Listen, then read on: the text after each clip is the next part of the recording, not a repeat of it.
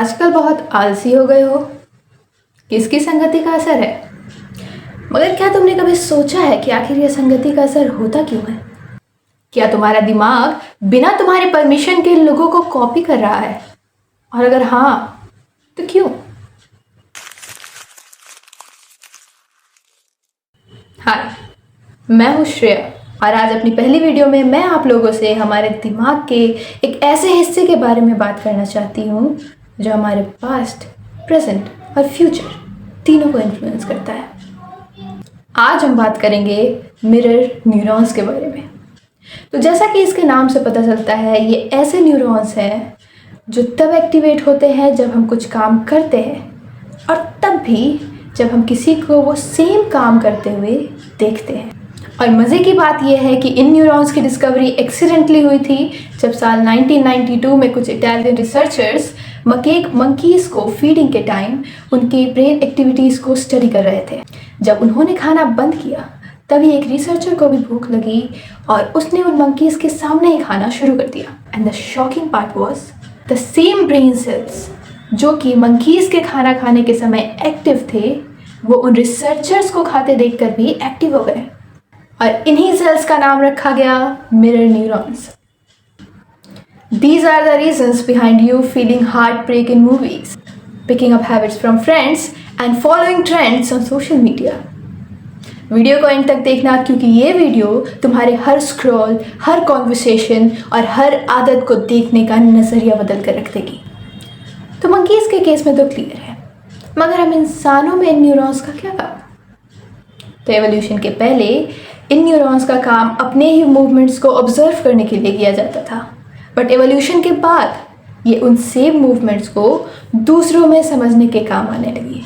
और इसी चेंज ने हमें दूसरों के एक्शंस को देखकर उनके इंटेंशंस को समझना, लोगों को कॉपी करके या उन्हें देखकर नई चीज़ें सीखना और लोगों की फीलिंग्स को समझने जैसी एबिलिटीज़ दी। अब सवाल ये उठता है कि क्या लोगों की फीलिंग समझने से मतलब इन न्यूरॉन्स का एम्पैथी में भी कुछ रोल है? तो जवाब है हाँ। अल्दो इनका एम्पैथी में कितना रोल है ये काफ़ी डिबेटेबल है, बट हमें ये ज़रूर पता है कि they let us feel what others are feeling without having to live it. For example, suppose करो तुम कोई मूवी देख रहे हो और उस मूवी में एक्टर का ब्रेकअप हो जाता है।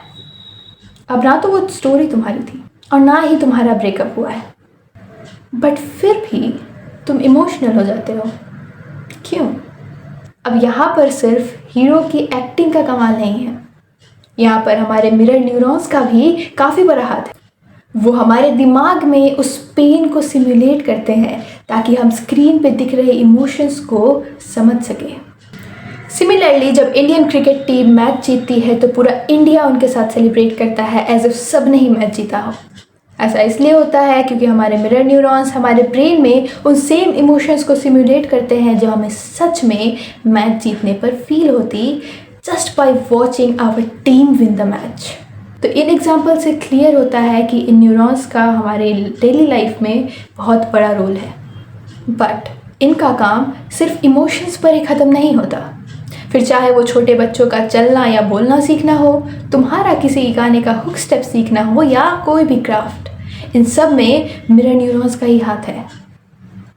फिर चाहे वो छोटे बच्चों का चलना या बोलना सीखना हो, तुम्हारा किसी नए गाने का हुक स्टेप सीखना हो या कोई भी क्राफ्ट, इन सब में मिरर न्यूरॉन्स का ही हाथ है।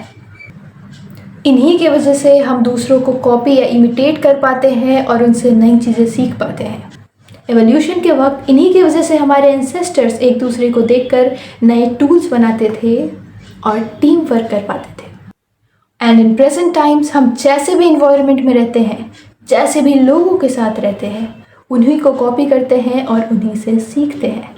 और यहीं से आता है इन न्यूरॉन्स का हमारे फ्यूचर में रोल। क्योंकि संगति का असर होना सिर्फ बातें नहीं है, ये हकीकत है। फ़र्क सिर्फ इतना है कि लोग हमें नहीं बदलते, हमारा अपना दिमाग हमें बदलता है और तुम इसे रोक नहीं सकते। Because you can not change evolution, but you can change your company. अगर तुम ऐसे लोगों के साथ रहते हो जो हर समय सिर्फ अपना वक्त बर्बाद करते हैं, तो तुम्हें भी वक्त बर्बाद करने की आदत हो जाएगी और तुम्हें ये बिल्कुल नॉर्मल लगेगा। और दिक्कत तब और बढ़ जाती है जब हम काफ़ी लंबे समय तक ऐसे लोगों के साथ रहते हैं, क्योंकि इन न्यूरॉन्स का एक काम अडेप्टेशन का भी है। They help us adapt the new situations and environments. तो जितने लंबे समय तक आप गलत संगति में रहते हैं, आप उतने ही अच्छे से वहाँ अडेप्ट कर लेते हैं और फिर उतना ही मुश्किल होता है उन आदतों को बदलना।